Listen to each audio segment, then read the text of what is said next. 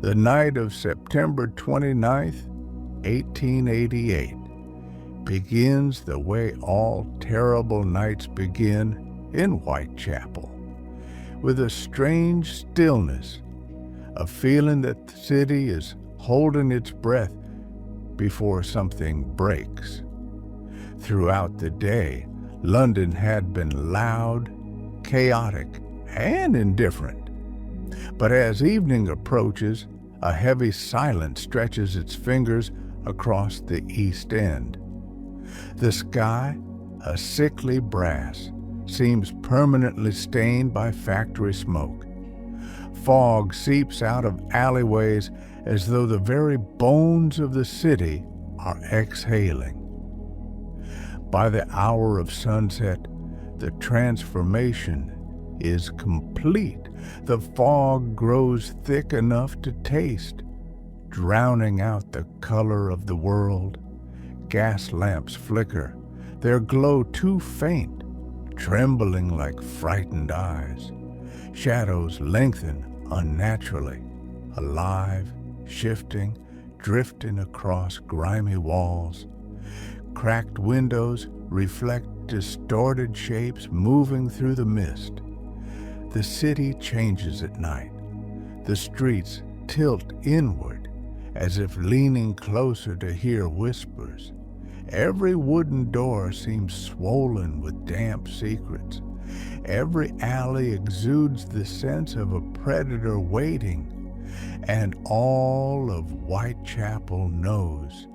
He is still out there, a man who kills with surgical calmness, a specter who vanishes into the fog before footsteps can follow, a ghost made of flesh, Jack the Ripper. Whitechapel's heartbeat slows, the taverns overflow with exhausted workers, drunken sailors, and women numbed by long nights. Yet even inside, behind the warmth of cheap candles, behind the murmur of forced laughter, fear lingers like a cold draft. Cards are played with trembling hands, mugs clang on tables a little too hard. Every burst of laughter feels strained. Across the room, someone mentions the latest murder. Conversation stops. Eyes drift to the windows, to the fog. A woman mutters, "He's near, I can feel it." Her friend hushes her, but her eyes dart to the door. Even the drunkest man senses the terror that has settled like frost over the district. Elizabeth Stride wanders into fate. Earlier that evening, Elizabeth Stride steps into the street with weary frustration. Her quarrel at the lodging house still rings in her ears. Words thrown too quickly, emotions flaring too easily. Her dress is damp with mist. Her hands rub together for warmth. Her breath forms soft clouds in the cold air. She looks older than her age. Life has carved too many stories into her face. Hunger gnaws at her. Loneliness presses against her ribs. She pauses beneath a sputtering gas lamp. The light flickers, revealing her tired eyes. Coins jingle weakly in her pocket. She pulls her shawl tighter. She doesn't notice the figure following her, but the city does. Beside her, a cat darts into an alley, fur on end. A drunk man crosses himself. Two women hurry past, whispering. Elizabeth walks on. Berner Street. A moment before death, Berner Street is quieter than usual. The kind of quiet that warns of something wrong. A dog growls from behind a fence, a low, rumbling sound. A window slams shut. The fog thickens until the street looks drowned. Elizabeth slows, sensing something. A movement, a presence, a shape emerges from the mist, calm, steady, deliberate. Words are exchanged, sharply at first. A disagreement, a warning, a plea. The wind seems to hold its breath, a scuffle, a gasp, a collapse, and then nothing. Elizabeth Stride's body lies still in the damp street. When neighbors gather minutes later, their lanterns wobble in their hands. One woman kneels, whispering, "Let her be alive." The constable checks her pulse. Nothing. The whispers start immediately. He didn't finish. He got interrupted. He'll continue somewhere else tonight. And in the fog far beyond Burner Street, a man walks with renewed purpose. He has unfinished business. The Ripper crosses the city. Whitechapel is a labyrinth of ancient alleys, crooked lanes, and half-collapsed stairwells. But the killer moves through them like a native creature of the dark. He slips through Angel Alley, cuts across Goulston Street, disappears behind a market stall, reappears near Aldgate. The fog hides him. The shadows welcome him. The city bends to him. He moves not with panic, but with hunger, denied once, resolved to strike again. His footsteps are steady, his tools quiet, his mind cold. No one sees him pass. A constable walks right by, lantern swinging lightly. The killer's shoulder brushes his coat as he moves. The officer glances around, uneasy, but sees no one. The Ripper continues. His pace doesn't change, his heart doesn't race, but his eyes burn with purpose. Catherine Eddowes, a laugh before the darkness. Meanwhile, Catherine Eddowes steps out of the police station with a lopsided smile. She has just been released after sobering up. But the night greets her with open, hungry arms. She breathes deeply, savoring the cold.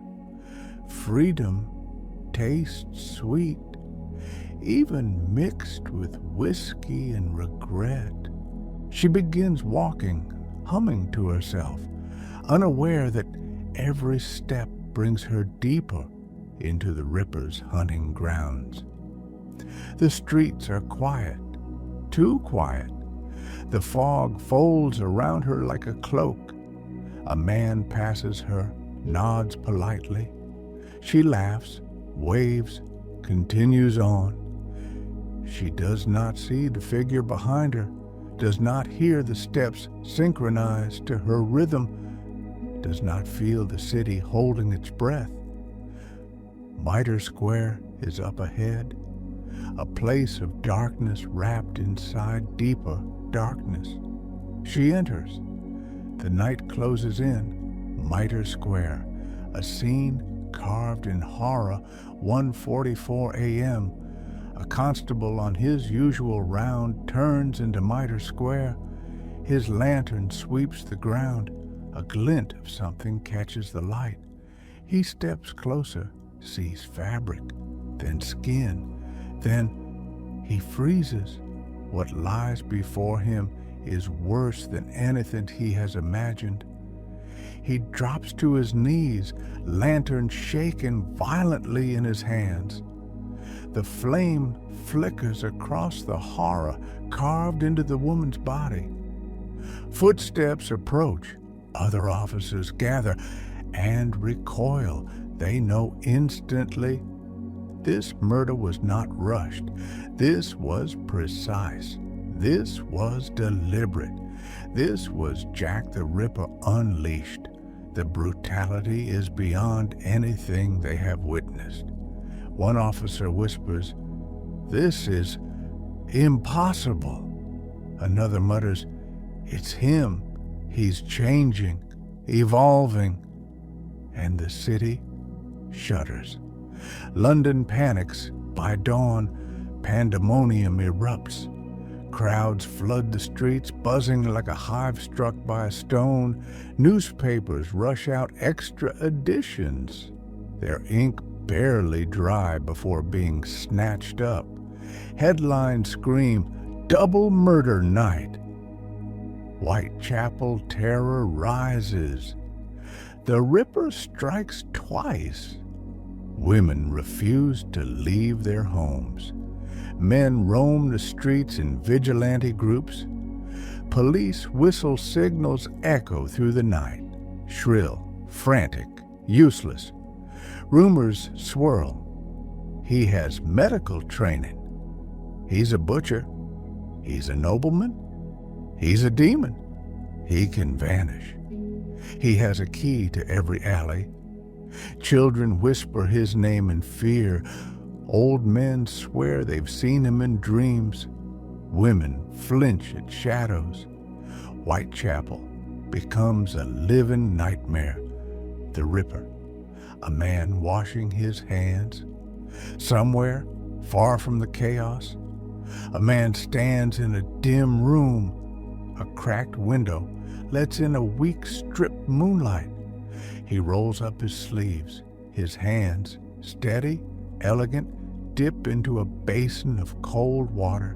He washes meticulously, slowly, methodically.